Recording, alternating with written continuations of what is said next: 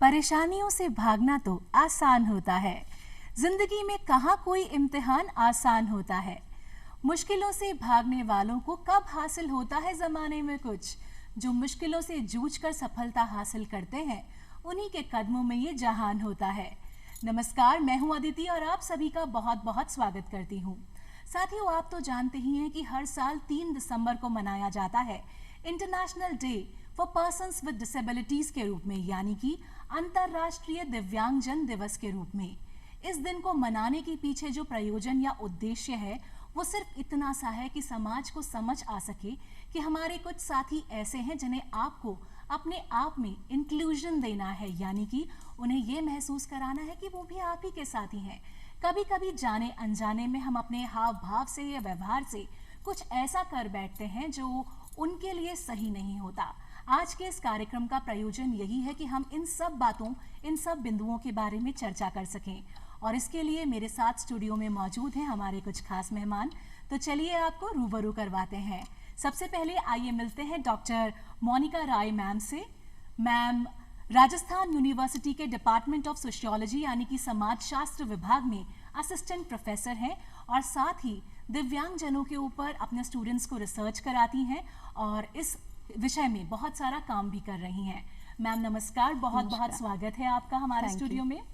और हमारे आज के दूसरे मेहमान हैं श्री मोहन माथुर जी। नमस्कार सर। नमस्कार मैडम। सर आपका बहुत बहुत स्वागत है जी, थैंक यू। हमारे दर्शकों को मैं बता दूं कि sir Rajasthan school of art से रिटायर्ड हैं। आप सितार के व्याख्याता थे, कमाल का सितार बजाते हैं और बहुत ही खूबसूरत गाते भी हैं। तो सर आपकी इस कला की बानगी मैं चाहूंगी हमारे दर्शकों तक जरूर पहुंचे, लेकिन सबसे पहले आप मुझे ये बताइए कि आपने जैसा कि मुझे बताया कि जन्म से ही आप देख नहीं सकते जी। तो सर आपकी शिक्षा दीक्षा जब हुई, जब आप छोटे थे, तो बहुत सारी समस्याएं पेश आती होंगी जी, तो उनके बारे में कुछ बताएंगे आप? जी, ऐसा है मैडम, जन्म से ही मैं दृष्टिबाधित रहा हूँ। तो उस समय हमें पता नहीं था कि हम जैसे लोगों के लिए कोई विशेष विद्यालय चलते हैं जी। तो फिर जो सामान्य विद्यालय हैं उनमें प्रवेश के लिए मेरे माता पिता ने बहुत प्रयास किया, लेकिन सभी पाठशालाओं ने, सभी विद्यालयों ने मना कर दिया कि हम जो है दिव्यांग को या एक दृष्टिबाधित व्यक्ति को हम बच्चे को नहीं सिखा सकते, हम नहीं पढ़ा सकते, इसलिए हमारे स्पेशल व्यवस्था नहीं है जी। लेकिन हाँ, फिर अंत में जाके एक स्कूल में मेरे को एडमिशन मिल गया और मैंने डायरेक्ट मतलब सेकंड क्लास में लिया था एडमिशन। उसके बाद फिर 5th किया और 5th के बाद फिर मैंने प्राइवेट जो है एज ए प्राइवेट कैंडिडेट मैंने 10वीं 11वीं उस समय हुआ करती थी वो मैंने की। सर आपकी पूरी जर्नी के दौरान जब आपने पढ़ाई की तो संगीत से आपका परिचय कैसे हुआ? मतलब आप इतना अच्छा सितार बजाते हैं, इस वाद्य यंत्र से आपका प्रथम परिचय जो था वो कब हुआ? जी बिल्कुल, एक्चुअली क्या था कि म्यूजिक का जो शौक है वो तो ये पूर्व जन्म के संस्कार से, प्रभु की कृपा से शुरू से ही था मेरे को शौक जी। वो तो मैं उस समय रेडियो हुआ करते थे, रेडियो पे ट्रांजिस्टर पे जो था वो मैं क्लासिकली बेस्ड जो फिल्मी गीत हैं वो सुना करता था जी। और क्लासिकल म्यूजिक मुझे उसमें मालूम नहीं था कि क्या होता है बचपन में तो वो जो फिल्मी संगीत, जो शास्त्रीय संगीत पर आधारित था, उसमें मैं बहुत रुचि लिया करता था। तो मेरे माता पिता ने इस बात को नोटिस किया और उन्होंने सोचा कि इस बच्चे को संगीत के क्षेत्र में निकाला जाए, क्योंकि और प्रोफेशंस में उन दिनों बहुत जो नेत्रहीनों के लिए कोई ज़्यादा वो स्कोप नहीं था। तो उनको लगा कि म्यूज़िक में ये इस बच्चे का करियर जो है वो ज़्यादा सफल होगा जी। तो इसलिए सुनता रहा। फिर मैं आखिर में एक बार राजस्थान नेत्रहीन कल्याण संघ, यहाँ एक दृष्टिबाधित लोगों की एक संस्था है, वो वहाँ पे मैंने करीब 72 के करीब आसपास मैंने वहाँ एडमिशन लिया था।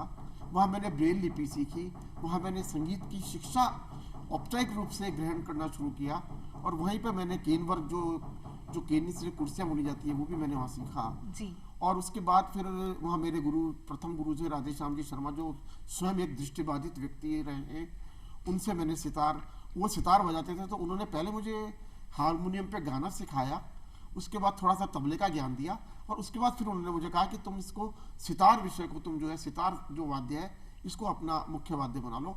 फिर मैंने 10वीं कक्षा में जब मैंने निजी छात्र के रूप में जब मैंने प्रवेश लिया, परीक्षा दी। तो मैडम उसमें मैंने सितार ऑफर किया, जी। Optional subject sitar. फिर 10वीं और 11वीं में भी मैंने सितार ऑप्शनल सब्जेक्ट के रूप में लिया। उसके बाद फिर राजस्थान कॉलेज में मैंने एडमिशन लिया। वहाँ पे क्या था, राजस्थान कॉलेज में म्यूजिक नहीं था, इसलिए मैंने राजस्थान संगीत संस्थान में एडमिशन लिया।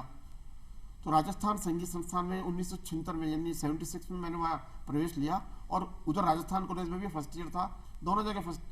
और संगीत संस्थान में मैंने डायरेक्ट थर्ड ईयर में एडमिशन लिया था। तो इस तरह से फिर मेरे संगीत संस्थान से मैंने निपुण किया, राजस्थान यूनिवर्सिटी में फिर एमए किया। इस तरह फिर संगीत को अपना करियर बनाया। जी सर, आपने बताया कि बचपन में सुने हुए कुछ फिल्मी गीतों को सुनकर आपका संगीत की तरफ रुझान हुआ। तो कोई संगीत वो वाला आपको कोई गीत याद है जो आप हमारे लिए बजाना चाहें, गाना चाहें? हाँ जरूर।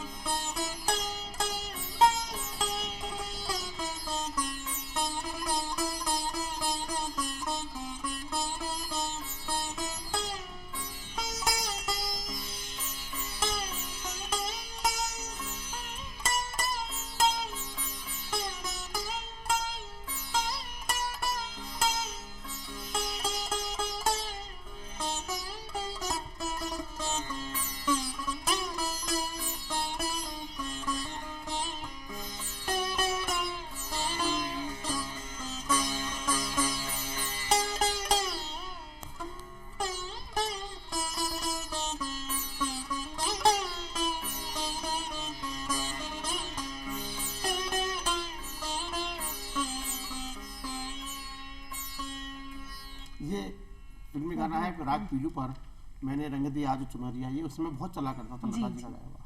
बहुत सुंदर सर, बहुत सुंदर। मैम, आपसे सबसे पहले मैं ये जानना चाहूँगी कि आप बहुत सारे फील्ड्स में काम कर रही हैं। आप स्टूडेंट्स को पढ़ा भी रही हैं, आपके अंडर में स्टूडेंट्स रिसर्च भी कर रहे हैं, आपने खुद भी अपना रिसर्च किया है, और साथ ही साथ आप सोशली बहुत एक्टिव भी हैं। दिव्यांगजनों से लेकर जो बातें होती हैं, उनसे जुड़े हुए जो मुद्दे हैं, उन्हें लेकर मुखर रहती हैं। तो सबसे पहले मुझे ये बताइए कि समाज में उनके इंक्लूजन के लिए, यानी कि उनके समावेश के लिए क्या किया जाए? अदिति, इसमें बहुत सारी चेतना है। मुझे लगता है दिव्यांगता की परिभाषा, दिव्यांगजन की परिभाषा से ज़्यादा हमें ये समझने की ज़रूरत है कि समाज में जिन्हें हम सो कॉल्ड योग्य जन कह रहे हैं, जो एबल्ड कहते हैं, सो कॉल्ड एबल्ड जो हैं वो कह रहे हैं, तो वो इसलिए मैंने कहा क्योंकि कई बार हमारी सारी चेतनाएं और हमारी सारी इंद्रियां सही काम करते हुए भी हमारी कुछ अवचेतन मन में ऐसी धारणा होती है दिव्यांगजन को लेके कि हम उनके बारे में जो देखते हैं, जो हमें देखना है, जो हम देखना चाहते हैं, हम सोचते हैं वो वैसे हैं। और कई बार हम प्रेजुडिसेस और हमारे जो स्टीरियोटाइप जी पूर्वाग्रह से ग्रसित होकर जो समाज उन्हें देखे, तो जितनी उनकी समस्याएं हैं और चुनौतियां हैं उससे बढ़ जाती हैं।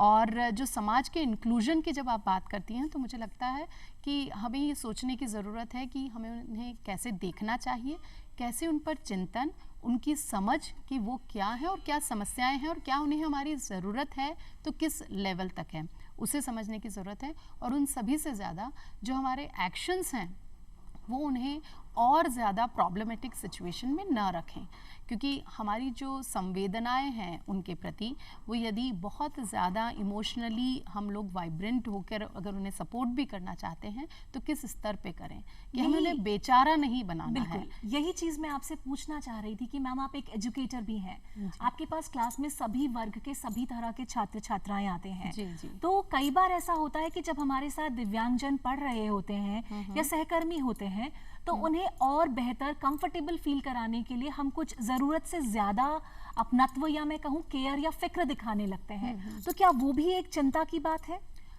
जी बिल्कुल। अभी जो मॉडल हम लोग टीचिंग में यूज़ करते हैं उसमें हम स्लो लर्नर की बात है, एडवांस लर्नर, दोनों कैटेगरी को एड्रेस करना चाहते हैं। और जहाँ तक बात है दिव्यांगजन की जो क्लास में है, ऑफ कोर्स एक मेंटल ह्यूमन नेचर है कि हमारा एक सॉफ्ट कॉर्नर बनता है, लेकिन मेरा बताऊं तो मुझे लगता है कि विद्यार्थियों के साथ न काहू से राग न काहू से द्वेष, मतलब बहुत अधिक भी नहीं खतरनाक हो सकता है क्लास में, और बहुत कम अगर आप किसी से अलगाव समझते हुए या दुराव समझते हुए रखते हैं तो भी एक वो अच्छा शिक्षक नहीं है। तो ये ट्रेनिंग तो एक शिक्षक के रूप में हर जो शिक्षक है उसे मिलती ही है। जहाँ तक बात है बहुत ज़्यादा अटेंशन अगर मिल जाए तो कई बार हम उसकी जो एबिलिटी को भी डिसेबिलिटी में कन्वर्ट कर देते हैं, जो कि डिफरेंटली एबल्ड जो चाइल्ड हैं अगर क्लास में, तो हमें ये समझना होगा कि उनको कहाँ तक हमारे हाथ की साथ की ज़रूरत है और उतना ही हमें उन्हें देना है। मतलब हमें सहजता से, सुगमता से टीचिंग के मेथड को अपनाना चाहिए। ये नहीं कि उन्हें स्पेशली हम वहाँ स्टार बना दें या विक्टिम बना दें। बिल्कुल। दोनों बैलेंस करके ही हम एक जो टीचिंग मॉडल है उसे हमें यूज़ करना चाहिए, ये मुझे लगता है। मैम ये तो बात हुई एक अध्यापक के पर्सपेक्टिव की, आपके आउटलुक की, लेकिन जो स्टूडेंट्स का अपना ग्रुप होता है, छात्र छात्राओं के समूह होते हैं, वहाँ पर कई बार ऐसा देखने में आता है कि जो स्पेशली एबल्ड बच्चे होते हैं, स्टूडेंट्स होते हैं, वो अपने आप को मिसफिट पाते हैं, या कई बार ऐसा होता है कि जो सो कॉल्ड मैं कहूँगी अपने आप को एबल्ड कहते हैं, वो लोग जो हैं वो उन्हें फिट होने ही नहीं देते। तो उस चीज़ को कैसे हैंडल किया जाए? ये जो एक मैं बोलूँगी इम्बैलेंस, असंतुलन बना हुआ है, इसे कैसे हैंडल किया जाए? जो हमारी जो शिक्षा व्यवस्था है उसमें कई चीज़ें हैं, जैसे ग्रीवेंस सेल है हमारा। अगर किसी डिफरेंटली एबल्ड बच्चे को ये लगता है कि उसके साथ कुछ चुनौतीपूर्ण स्थितियां बन रही हैं या कुछ उसे बुलिंग की फीलिंग आती है या रैगिंग से रिलेटेड है, तो उसके लिए तो हमारे पास जो प्रावधान है वो है ही। होता हाँ, है बिल्कुल। और ग्रीवेंस सेल होती है, वहाँ पर वो अपनी ग्रीवेंस लिखवा सकते हैं। कॉलेज लेवल पे रेक्टर प्रॉक्टर्स होते हैं, हर डिपार्टमेंट वाइज होते हैं, तो अगर डिसिप्लिनरी लेवल पे अगर इशू आते हैं तो वो वहाँ कर सकते हैं। लेकिन ये सब तो हम ये भी कह सकते हैं कि औपचारिक तरीके हैं, लेकिन अनौपचारिक रूप से भी हमें ये विजिलेंट होने की ज़रूरत है। तो आप ये पाएंगे कि जो फ्रेंडली है एकेडमिक्स में, आपका वर्क एनवायरनमेंट बहुत इम्पॉर्टेंट है कि आप जिस एजुकेशनल सेटअप में है, अगर वो बच्चा सहज नहीं हो रहा, हम हालिया दिनों में अभी हमारे अनुभव थे कि शुरुआती दौर में हर इस तरह के बच्चे के जो विद्यार्थी हैं उनके पेरेंट्स ज़रूर उनके साथ आते हैं, ये देखकर अश्योर होने के लिए कि क्या इस व्यवस्था में हमारे जो वार्ड्स हैं वो आ सकते हैं या नहीं, कंफर्टेबल होंगे कि नहीं। और वो अश्योरेंस के बाद ही कई बार ये देखा गया कि वो उन्हें छोड़ते हैं कि वो अकेले अपनी व्यवस्था से आए जाएं, और कुछ अच्छे फ्रेंड्स बना देते हैं जो पेरेंट्स से कांटेक्ट में ज़्यादातर रहते हैं, वो टीचर्स से भी कांटेक्ट में। पर्सनली मेरे साथ हमारे डिपार्टमेंट में मैंने देखा है कि ऐसा होता है कि विद्यार्थी की जो प्रोग्रेस है या उसके इश्यूज़ हैं उसको रिव्यू फीडबैक पेरेंट्स टीचर से लेते हैं, स्टूडेंट्स से लेते हैं, तो वहाँ से भी पता लग सकता है। जी माथुर साहब, आप भी व्याख्याता रहे हैं, आपने पढ़ाई भी की है और पढ़ाया भी है, दोनों ही चीज़ें की हैं। तो क्या आपके जब आप पढ़ा रहे थे तो कोई ऐसा स्टूडेंट था जो डिफरेंटली एबल्ड हो, दिव्यांगजन हो? हाँ, ऐसे विद्यार्थी मेरे आए हैं मेरे पास सीखने जी।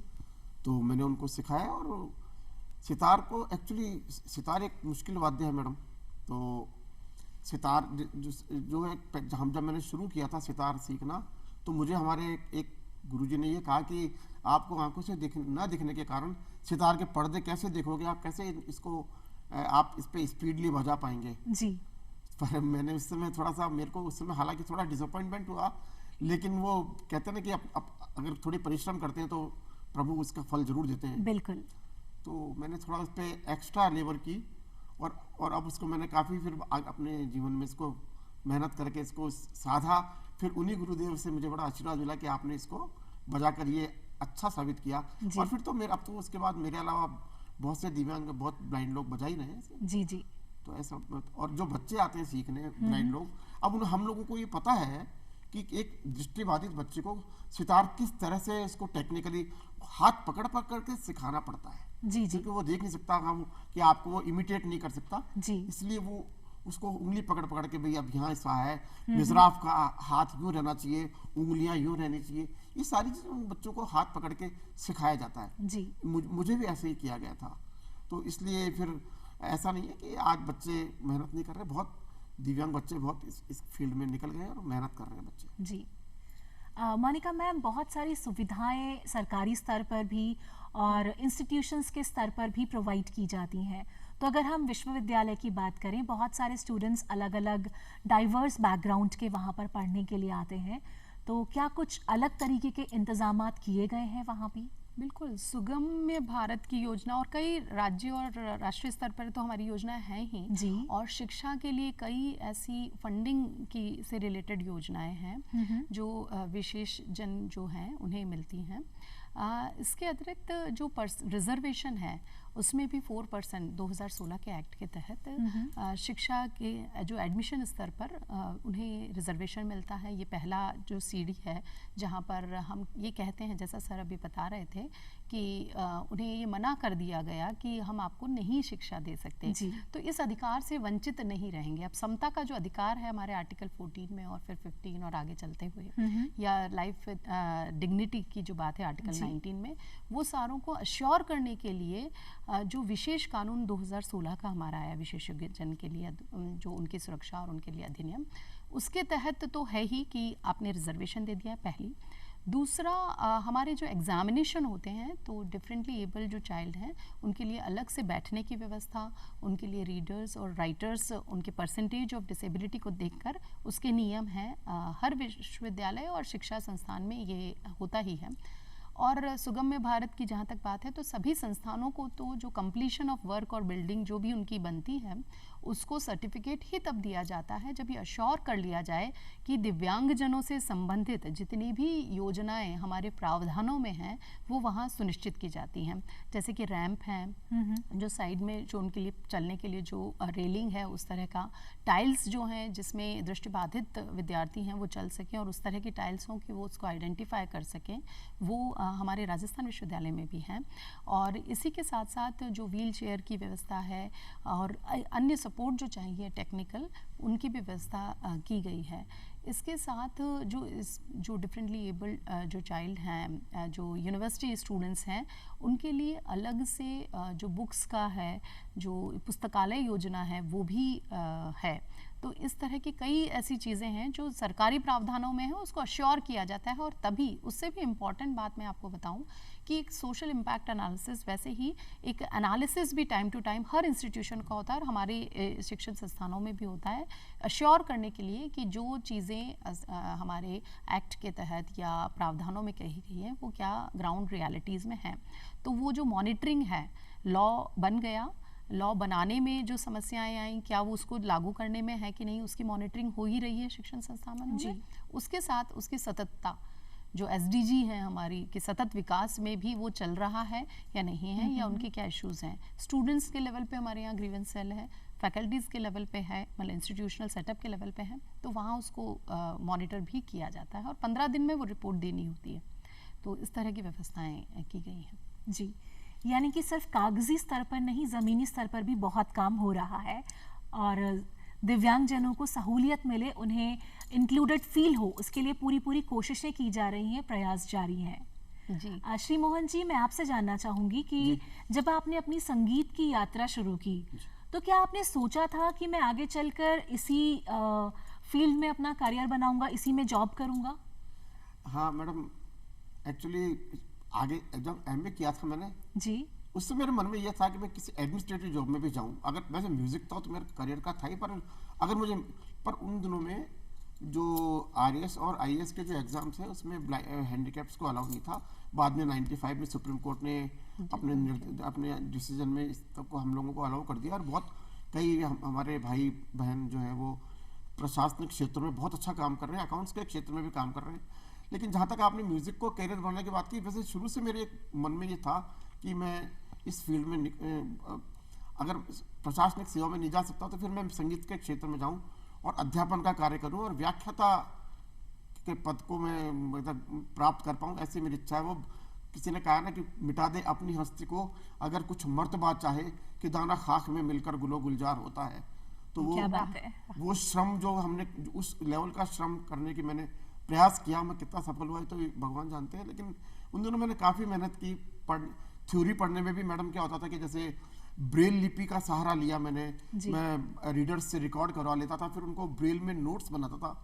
तो इस तरह से डबल मेहनत हम लोगों को करनी पड़ती थी और रात रात जग के फिर उनको याद करना पड़ता था। वो यूँ तो थ्योरी में अभ्यास किया, फिर दूसरी बात फिर प्रैक्टिकल का जहाँ तक है फिर उतना ही घंटा 4-5 घंटे प्रैक्टिकल वो देने पड़ते थे। तो इस तरह से जो है वो काफ़ी परिश्रम करने के बाद फिर 1981 में मैंने राजस्थान विश्वविद्यालय से एमए की डिग्री प्राप्त की और मैं पूरे राजस्थान में फर्स्ट क्लास रहा। अरे वाह सर। हाईएस्ट मार्क्स लेके, और फिर मेरिट के आधार पर उसी साल 7 दिसंबर 1981 को मुझे राजस्थान संगीत संस्थान में पूर्ण योग्यता के आधार पर एडोक बेसिस पर व्याख्याता के पद पर नियुक्ति प्राप्त हुई। क्या बात है सर, यानी जितनी मेहनत आपने की वो रंग लाई। जी सर ये बताइए कि जब आपको नौकरी मिल गई और संगीत का सफर भी चल पड़ा, तो उसके बाद क्या कभी मन में आया कि अब ये पड़ाव तो पार कर लिया लेकिन अब ये हासिल करना है, कुछ और हसरत दिल में आई हो कि अब ये करना है? जैसे जैसे मंजिल प्राप्त करते हैं अपन अपनी इच्छा के अनुसार, तो फिर दूसरी मंजिल आगे दिखाई देने लगती है। बिल्कुल। इसका इच्छाओं का और कामनाओं का कोई अंत नहीं है। लेकिन मैंने आपसे जैसा कहा कि परफॉर्मिंग आर्टिस्ट बनने की मेरी इच्छा थी और थोड़ी कई हद तक ईश्वर ने पूरी भी की उस इच्छा को। और जैसा कि मैंने आपको कहा कि मैं चाहता था कि उसमें मेरे को मतलब थ्योरी में भी और सब्जेक्ट्स में भी मुझे क्योंकि मैंने बीए किया था राजस्थान कॉलेज से, तो हिस्ट्री, पॉलिटिकल साइंस और पब्लिक एडमिनिस्ट्रेशन से के साथ मैंने बीए किया था, तो इन सब्जेक्ट में भी मेरे को बड़ी रुचि थी। तो मेरी इच्छा ये थी कि हमें किसी प्रशासनिक क्षेत्र में हमें जो है वो नौकरी मिल जाए, आईएएस या आरएएस का एग्ज़ाम देने का मौका मिले, उसमें फिर हम योग्यता के आधार पर अपना वो प्राप्त कर सकें गोल। लेकिन दुर्भाग्यवश उस समय हम लोगों को ये अलाउ नहीं किया गया था जी। तो बाकी जो भी जिस भी स्तर तक भगवान ने मुझे फल दिया, मैं उससे बहुत संतुष्ट हूँ। मैंने बच्चों को बहुत अच्छा अपनी जान में बहुत अच्छा सिखाने की कोशिश की, बहुत अच्छे बच्चे तैयार किए और आज वो बहुत अपने परिवार पाल रहे हैं इसी फील्ड में, बहुत तैयार किए। मैंने संगीत संस्थान के अंदर बहुत सारे ऑर्केस्ट्राज तैयार कराए, जो एक यूनिक चीज़ थी कि क्लासिकली बेस्ड ऑर्केस्ट्राज मैंने मतलब 30-35 साल हर साल जो वहाँ का एनुअल फंक्शन था उसका ओपनिंग मेरे ऑर्केस्ट्रा से होता था, जिसमें करीब 25-30 बच्चे भाग लेते थे। सितार, गिटार, वायलिन, सारंगी, तबला, मृदंग आदि इंस्ट्रूमेंट्स को लेके मैंने अपनी खुद की कंपोजिशंस पे उनसे ऑर्केस्ट्रा बजवाए और वो बहुत ही राजस्थान में काफ़ी सराहे गए। क्या बात है सर, वाकई कमाल की बात है ये तो। सर आपने अभी भी कहा कि आपकी बड़ी इच्छा थी कि आप परफॉर्मिंग आर्टिस्ट बनते और परफॉर्म करते, तो अगर मान लीजिए अभी आपका कॉन्सर्ट चल रहा है और सामने बहुत सारे दर्शक बैठे हैं, तो आपके दिल के करीब वो कौन सी रचना है जो आप सुनाना चाहेंगे? मेरे को राग मधुवंती बहुत पसंद है। तो सर हो जाए फिर? मैं थोड़ा सा आपको फिर जरा जी सुनाऊंगा। जरूर।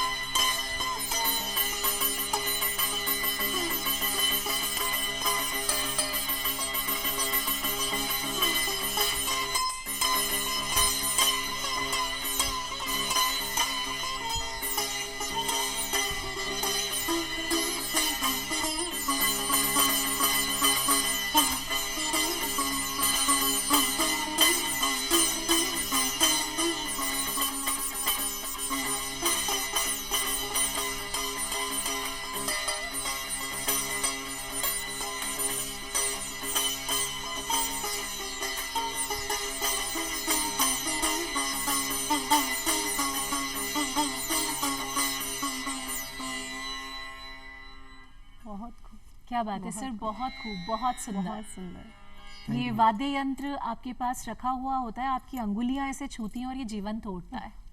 बहुत सच, वाकई बहुत सुंदर। मैम, आपसे मैं जानना चाहूँगी कि हम जब दिव्यांगजनों की बात करते हैं, हम अक्सर कहते हैं कि किसी ने दुर्व्यवहार कर दिया, हम कहते हैं कि उसने मुझे ऐसा कहा या मेरे साथ ऐसा व्यवहार किया और मुझे अच्छा नहीं लगा, और हम बात करते हैं ग्रीवेंसेस की कि इसके लिए सेल बनी हुई है। तो क्या कोई अधिकार भी है उन लोगों के जो उन्हें दिए गए हैं, जिनका इस्तेमाल वो कर सकते हैं अगर उन्हें लगे कि उनके साथ दुर्व्यवहार किया जा रहा है, उन्हें बुली किया जा रहा है या अच्छा व्यवहार नहीं किया जा रहा?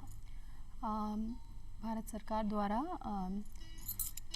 दिव्यांगजन अधिकार अधिनियम जो है 2016 का, जो 95 सर अभी जिक्र कर रहे थे, उसके बाद जो अमेंडमेंट हुआ 2016 में, उसके जो 92 जो सेक्शन है उसमें ये प्रावधान है कि यदि अट्रॉसिटीज़ दिव्यांगजन के खिलाफ की गई है, चाहे वो बोल कर की गई हो, किसी भाव से की गई हो, या कोई एक्शन ऐसा किया गया हो जो उनके विरुद्ध है और उन्हें ऐसा लगता है, और ना सिर्फ उन्हें, any stakeholder of the society, मतलब सिटीज़न ऑफ इंडिया होने के नाते, या कोई भी अगर व्यक्ति ये महसूस करता है कि किसी डिफरेंटली एबल व्यक्ति के साथ कुछ दुर्व्यवहार किया जा रहा है, तो वो रिपोर्ट कर सकता है मजिस्ट्रेट को, और फिर मजिस्ट्रेट ये एक ऑर्डर देगा वहाँ जो थानाधिकारी है, जो पुलिस ऑफिसर हैं उनको, कि वो इसे देखे और उसका संज्ञान ले। सबसे पहले तो उस दिव्यांगजन से वो मिले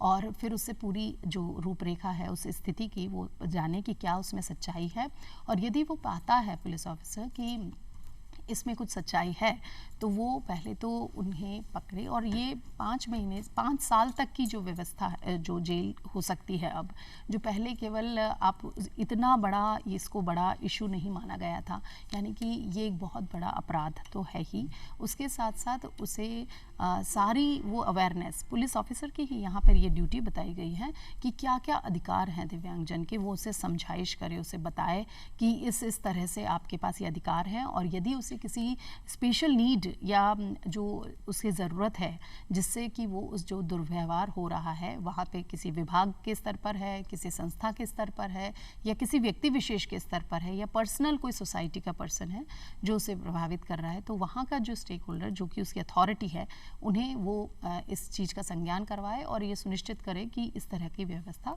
न हो। और सबसे पहली बात, जो रिपोर्ट करने का भी कई बार हमें जो डिफरेंटली एबल्ड लोग हैं उन्हें ये पता नहीं होता कि किस तरह से किया जाए, क्या प्रोसीजर है, तो वो सारी भी चीज़ें समझाई जाती हैं। तो वो हमारे अब कानूनी रूप से इट्स देयर मींस वो एंटाइटल्ड है इसके लिए, इट्स नॉट ओनली राइट, नहीं, ये केवल अधिकार नहीं है, ये करना अब ड्यूटी है पुलिस की जी। केवल उनका राइट वो मांगे और फिर उन्हें दिया जाए, ऐसी स्थिति ये 95 में था कि वो मांगेंगे और फिर अधिकार दिए जाएंगे, लेकिन अब ये ड्यूटी है सरकार की, स्टेट की रिस्पॉन्सिबिलिटी है कि वो सुनिश्चित करे कि समता का व्यवहार किया जाए, क्योंकि हमने संविधान में तो पहले ही समानता का अधिकार 14 से हमने 21 तक सभी में दे दिया, लेकिन फिर भी वो क्यों नहीं हुआ, तो हमें जो स्पेशल एक्ट की तरह सुनिश्चित किया गया कि इस जो ये पूरे वर्ग है इन्हें इनकी सुरक्षा और सुगमता को सुनिश्चित किया जाए राज्य की तरफ से जी। मैम, जैसा कि अभी थोड़ी देर पहले माथुर साहब भी कह रहे थे और आपने भी जिक्र किया कि जब दिव्यांगजनों की हम पढ़ाई लिखाई की बात करते हैं तो स्पेशली जो देख नहीं सकते या विजन का जिन्हें प्रॉब्लम है, बहुत सारी किताबें जो हैं वो ब्रेल लिपि में आजकल तो मौजूद हैं, आजकल उपलब्ध है, लेकिन जब सर ने पढ़ाई किया, इनसे बाद वाले जो बैचेस रहे होंगे, तब बहुत सारा साहित्य या बहुत सारी नॉलेज अवेलेबल नहीं थी, तो कैसे पॉसिबल होता था, क्या तरीका रहता होगा, और अभी भी क्या चीज़ें सुलभ है जी?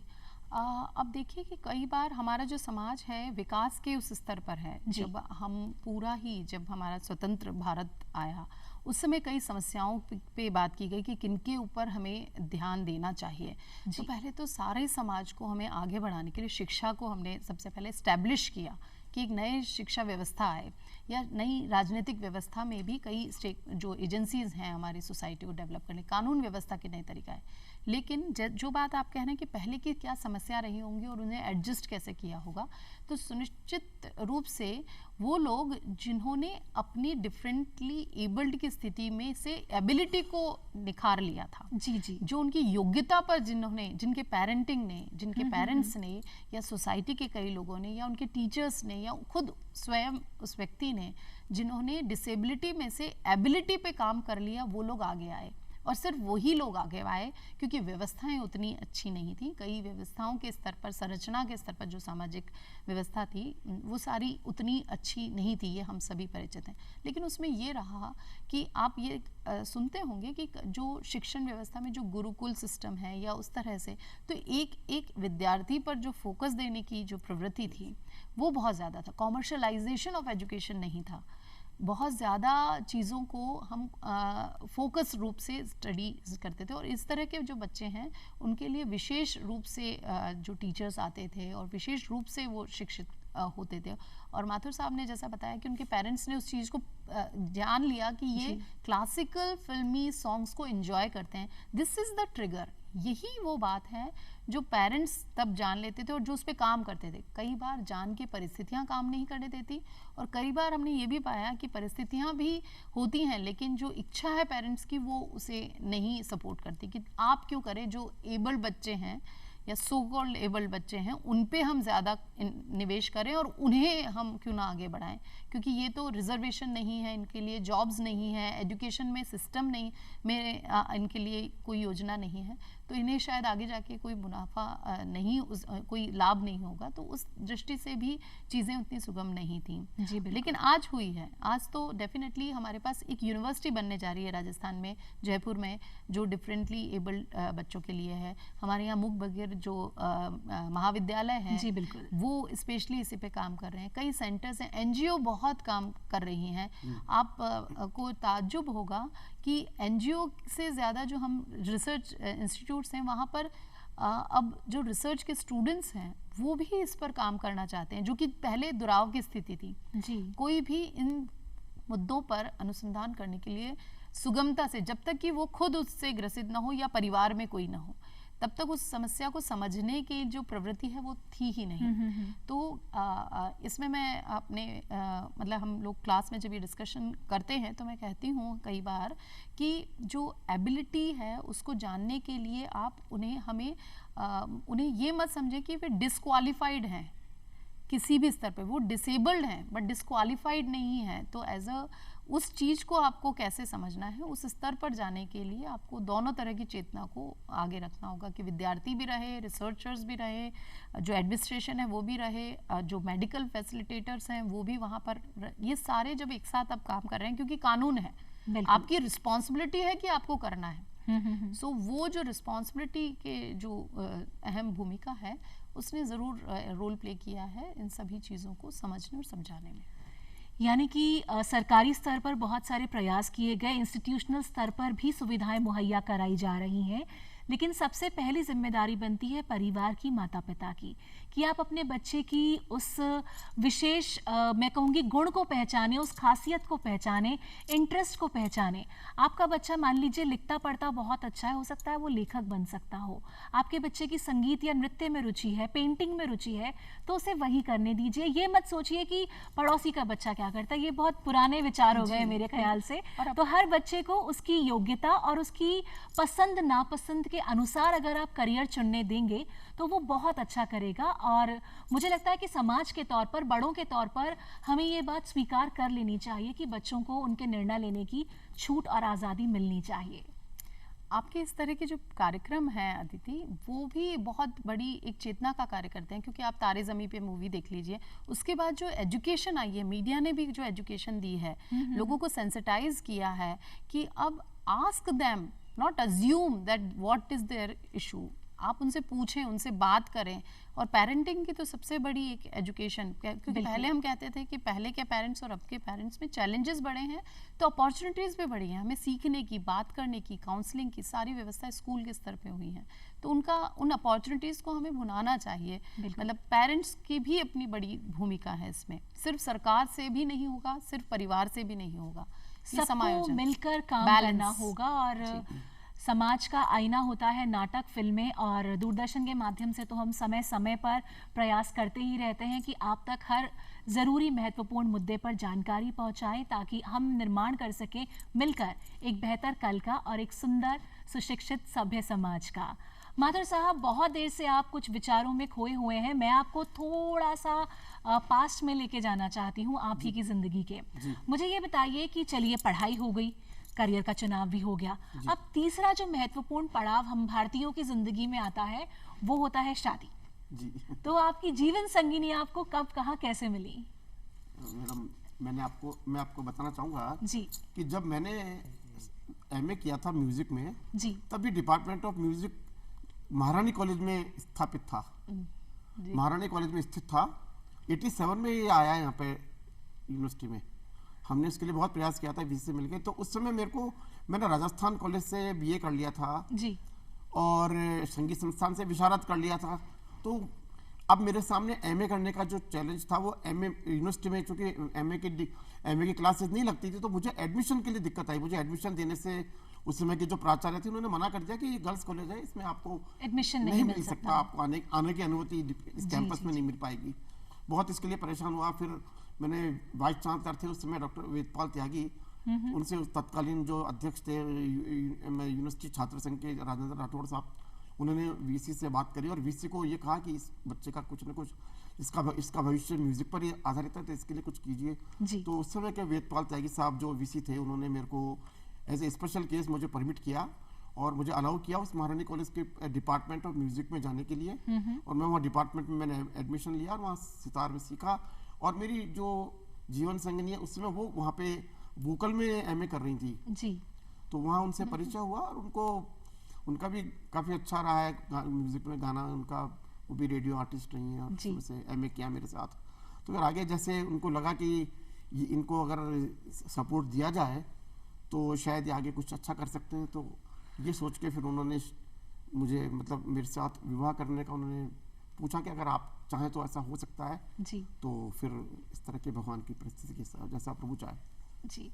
तो संगीत के माधुर्य के बीच में आपके जीवन में प्रेम का माधुर्य फैला। तो सर, क्या उनके परिवार ने आसानी से स्वीकार कर लिया? मैं माफी चाहूंगी इस सवाल के लिए, लेकिन क्योंकि बहुत से लोगों की सोच आज भी ये होती है कि अगर उनके पुत्र या पुत्री के लिए जो रिश्ता देखा जा रहा है, अगर वो दिव्यांग जन है तो बहुत आसानी से लोग नहीं मानते। आज भी नहीं मानते जी सर।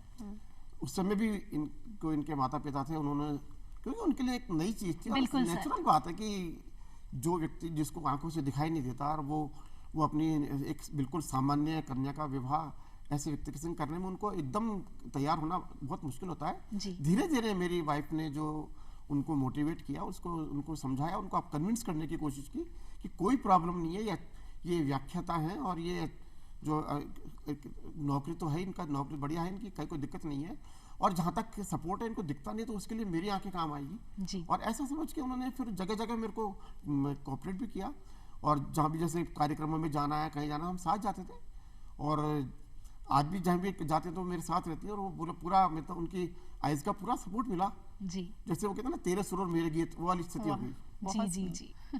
तो वो उनकी आंखों से मुझे उनकी आंखों से जो है मैंने समाज में चलना फिरना सीखा।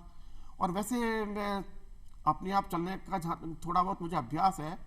मेरी माता ने मेरे को शुरू से बचपन में मेरे को अकेला चलना सिखाया कि भाई जैसे मैं राजस्थान कॉलेज जाता था तो वो मेरे पीछे पीछे आती थी बिना बताए मुझे कि मैं वो आ रही है। वो 2-4 दिन तो मेरे को साथ ले गई, फिर अब तुम अपने आप जाओ। तो मैं जैसे ही जाता घर से इधर उधर भटकता, यूँ घूमता फिरता, ऐसा रास्ता ढूंढता, तो वो मेरे साथ रहते। कहीं कोई रिस्क होती, कोई खतरा होता तो वो एकदम हाथ से यूँ कर देती। ये एहसास नहीं दिया उन्होंने कि वो मेरे पीछे आ रही हैं। फिर धीरे धीरे करके मेरे को ऐसा अभ्यास हो गया। फिर 3-4 दिन बाद जब मैं धीरे आराम से जब जाने लग गया, 5-7 दिन बाद, तो मेरी माँ ने मुझे बताया कि इस तरह से मैं तेरे पीछे पीछे आती थी और मैंने तेरे को ये चलना सिखाया, अब तू आराम से जा सकता है। फिर उसके बाद धीरे धीरे अब तो मैं पूरे भारत में अकेला यात्रा करता ही हूँ, कोई ऐसी प्रॉब्लम नहीं आती। जी, तो ये तो एक माँ ही कर सकती है कि अपने बच्चे से इतना प्यार भी है और उसे सशक्त भी देखना चाहती जी, है। जी हाँ। ये भी नहीं चाहती कि मेरा बच्चा दूसरे के सामने कमजोर पड़े, और ये भी नहीं कि मैं उसे अकेला छोड़ दूं। मतलब मन नहीं मानता माँ का। बिल्कुल, बिल्कुल। और सर, प्रेम की बात चल रही थी, आपने बताया अपने और अपनी जीवन संगिनी के प्रेम के बारे में। तो मैं ये कहूंगी कि आपका प्रेम इतना निर्मल, इतना सरल रहा कि आपने बिना देखे प्रेम कर लिया, और उन्होंने अपनी आंखों से आपके अंदर वो देख लिया जो बहुत सारे लोग नहीं देख पाए।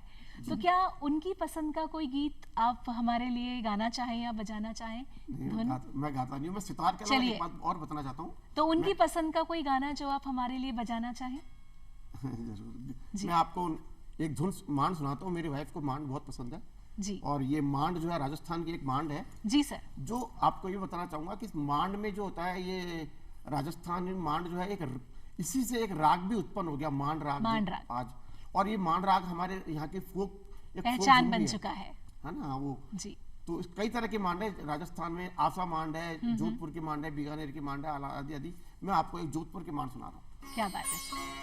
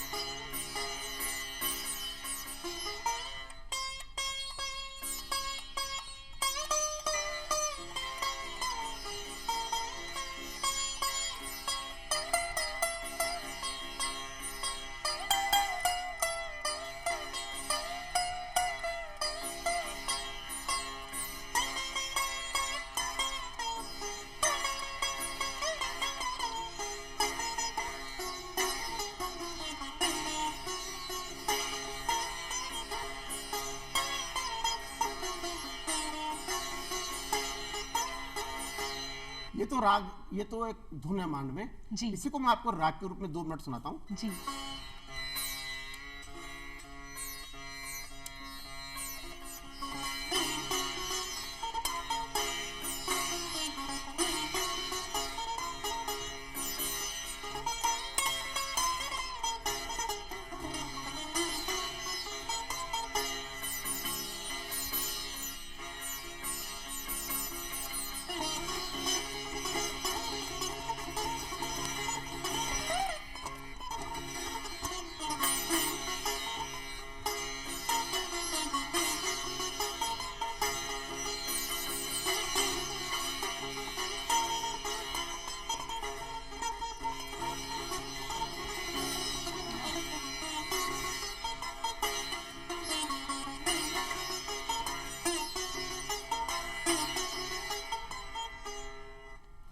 क्या बात है सर, मतलब बहुत रहा नहीं गया मुझसे, ताली बजानी पड़ी मुझे। बहुत सुंदर सर, बहुत सुंदर। मैम आगे बढ़ते हुए मैं चाहूँगी कि आप हमारे सभी दर्शकों तक एक संदेश, एक मैसेज दें। एक एजुकेशनलिस्ट और एक मैं कहूँगी कि अध्यापिका हैं, आप पढ़ा रही हैं और उसके साथ साथ इस फील्ड में काम भी कर रही हैं, तो मैं कहूँगी कि किताबी जो ज्ञान है उसके साथ साथ आप ज़मीनी स्तर पर भी जुड़ी हुई हैं, व्याख्याता हैं, बच्चों को पढ़ाती हैं और गांव-गांव जाकर, शहरों में जाकर लोगों से मिलती हैं, बात करती हैं, रिसर्च वर्क भी देखती हैं, तो बहुत सारे आयाम जुड़े हुए हैं आपके काम से। तो क्या संदेश आप देंगी? ज़मीनी कार्य से आपने कहा तो मैं यहाँ पहले तो 2 लाइन कह दूँ कि ज़मी की मिट्टी भी देख न पाऊँ, मुझे आसमां के इतने सितारे न दे, 2 कदम भी अकेले चल न पाऊँ, मुझे कदम कदम पे इतने सहारे न दे।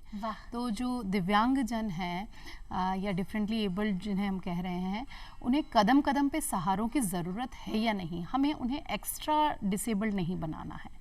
हमें उनकी जो योग्यताओं को पहचानना है, उनकी होप्स बनना है, उनके ड्रीम्स को पंख देने हैं और पंख और परवाज़ के साथ साथ हमें वो माहौल देना है जिसमें वो जो हमारी योग्यताओं का, जैसा सर ने एक बहुत खूबसूरत एक केस स्टडी बताया कि जिसमें एक सामान्य महिला अपनी सारी योग्यताओं के साथ एक ऐसी साथी बनती हैं कि उन्हें कभी एहसास ही ना होने दिया कि वो एक अलग कॉम्बिनेशन है या एक यूनिक कॉम्बिनेशन है, एक बहुत परफेक्ट कपल के रूप में आए।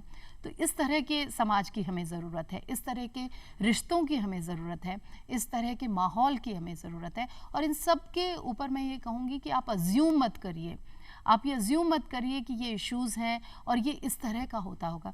लेकिन जैसा कि समाज में हम देखते हैं, तो मैं एक बात अंत में ये ज़रूर कहूँगी कि समाज को बैसाखियों की ज़रूरत नहीं है और हमें सिर्फ प्रावधानों की ज़रूरत नहीं है, उन लोगों की ज़रूरत है जो अमली जामा पहनाए।